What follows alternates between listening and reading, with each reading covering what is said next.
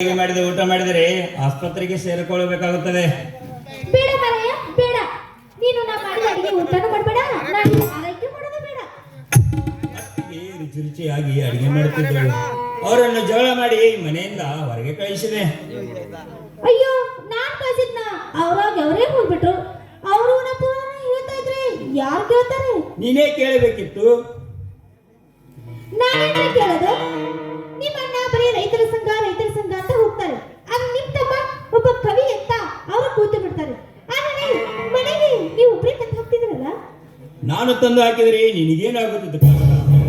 ಅವರಿಲ್ಲದ ಮನೆ ಬಿಕ್ಕೋ ಅಂತಿದೆ. ನಾನೇನು ಹೊರಗಿನವಳು ಬಿಡಿ, ಆದ್ರೆ ನೀವು ಅವರ ಸ್ವಂತ ಅಣ್ಣ ಅಲ್ಲವೇ? ಕಾಲಿನಿಂದ ಬೇಡಿಕೊಳ್ಳಬೇಕಿತ್ತು. ನಾನು ಮಾಡಿದ್ದು ಅದನ್ನೇ ತಪ್ಪು. ಇದನ್ನೇ ಮಾತಾಡ್ತಾ ನಿಲ್ತೀರಾ ಅಥವಾ ಆಫೀಸ್ಗೆ ಹೋಗ್ತೀರಾ? ಆಯ್ತು ಕಣೆ, ನೀನು ಹೇಳಿದ ಮೇಲೆ ಮುಗಿಯಿತು. ಆಫೀಸ್ ಕೆಲಸ ಮುಗಿಸ್ಕೊಂಡು ಡ್ಯೂಟಿ ಮುಗಿಸ್ಕೊಂಡು ಬೇಗ ಬಂದ್ಬಿಡಿ. ಸಾಯಂಕಾಲ ಸಿನಿಮಾಗೆ ಹೋಗೋಣ. ಹೋಗೋ ಮುನ್ನ ನಿನ್ನ ಕೋಗಿಲೆ ಕಂಡ ಒಂದು ಸುಮ್ಮನೆ